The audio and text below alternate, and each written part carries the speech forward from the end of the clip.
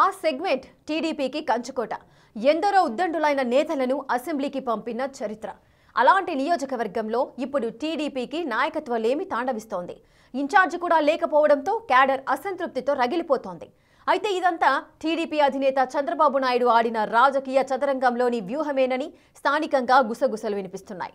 నియోజకవర్గంలోని తీవ్ర వర్గ పోరుకు చెక్ పెట్టి పార్టీ మనుగడను కాపాడుకోవడానికి చంద్రబాబు ఎలా కొత్త పంథాను అనుసరిస్తున్నారు?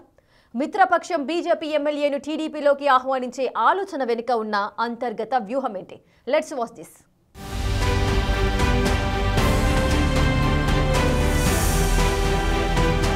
శ్రీకాకుళం జిల్లాలోని ఎచ్చెర్ల నియోజకవర్గం తెలుగుదేశం పార్టీకి కేవలం ఒక స్థానం కాదు, అదొక కంచుకోట. కళా వెంకట్రావు, ప్రతిభా భారతి వంటి సీనియర్ నేతలు ఇక్కడి నుంచే పలుమార్లు అసెంబ్లీకి వెళ్లారు. అలాంటి చరిత్ర ఉన్న ఈ స్థానం ఇప్పుడు సరైన నాయకత్వం లేక కొట్టుమిట్టాడుతోంది. నియోజకవర్గానికి కనీసం ఇన్ఛార్జ్ కూడా లేకపోవడంతో క్షేత్రస్థాయిలోని టీడీపీ క్యాడర్ తీవ్ర అసంతృప్తికి లోనవుతోంది. అయితే ఈ సంక్షోభం వెనుక చంద్రబాబు ఒక సరికొత్త వ్యూహంతో ముందుకు వెళుతున్నారని తెలుగు తమ్ముళ్లు అంతర్గతంగా చర్చించుకుంటున్నారు.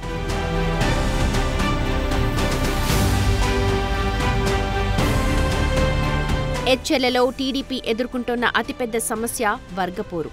2024 ఎన్నికలకు ముందు నుంచే ఈ వర్గపోరు నడిచింది. దాని కారణంగానే చంద్రబాబు వ్యూహాత్మకంగా అడుగులు వేశారని స్థానికంగా చర్చ నడుస్తోంది. ప్రధానంగా కళా వెంకట్రావు వర్గం, కలిశెట్టి అప్పలనాయుడు వర్గం టికెట్ కోసం పోటీపడ్డారు. వీరిద్దరిలో ఎవరికి టికెట్ ఇచ్చినా రెండో వర్గం సహకరించదని చంద్రబాబు భావించారు. అందుకే బలమైన నియోజకవర్గమైనా సరే వర్గ పోరు నివారించే ఉద్దేశంతో ఆ స్థానాన్ని మిత్రపక్షమైన బీజేపీకి కేటాయించారు. బీజేపీ నుంచి పోటీ చేసిన ఈశ్వర్రావు సునాయాసంగా గెలుపొందారు.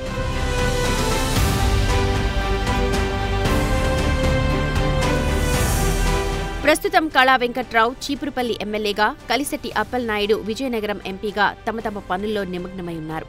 అయితే నియోజకవర్గంలో వీరి రెండు వర్గాలకు చెందిన క్యాడర్ బలంగానే ఉన్నా వారిని నడిపించే నాయకుడు లేక పార్టీ కార్యక్రమాలు నామమాత్రంగానే జరుగుతూ ఉన్నాయి. ఈ పరిస్థితుల్లో చంద్రబాబు ఇన్ఛార్జిని నియమించడానికి ఆసక్తి చూపించడం లేదు. రెండు వర్గాలకు చెందిన వారిలో ఎవరిని ఇన్ఛార్జిగా నియమించినా మరో వర్గం సహకరించే అవకాశం లేదు. ఒకవేళ కొత్త వ్యక్తిని తెరపైకి తీసుకొస్తే మూడు ముక్కలాట పరిస్థితి తయారవుతుందని అధిష్టానం భావిస్తున్నట్టు తెలుస్తోంది. ఈ సంక్లిష్ట సమయంలోనే చంద్రబాబు తనదైన రాజకీయం ప్రదర్శిస్తున్నారు. ప్రస్తుత బీజేపీ ఎమ్మెల్యే ఈశ్వర్రావు సైతం తన రాజకీయ ప్రస్థానాన్ని టీడీపీ నుంచే మొదలుపెట్టారు. దీనికి తోడు ఎమ్మెల్యే సామాజిక వర్గం, చంద్రబాబు సామాజిక వర్గం ఒకటే కావడం వ్యూహాత్మక అంశంగా మారుతోంది. భవిష్యత్తులో ఈశ్వర్రావుతోనే ఎచ్చెర్ల రాజకీయం నడిపించాలని చంద్రబాబు ఆలోచిస్తున్నట్టుగా గుసగుసలు వినిపిస్తున్నాయి.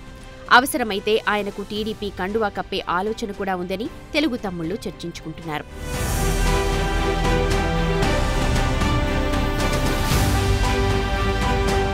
చంద్రబాబు స్వయంగా 1-2 సార్లు ఎమ్మెల్యేపై ప్రశంసలు కురిపించారు.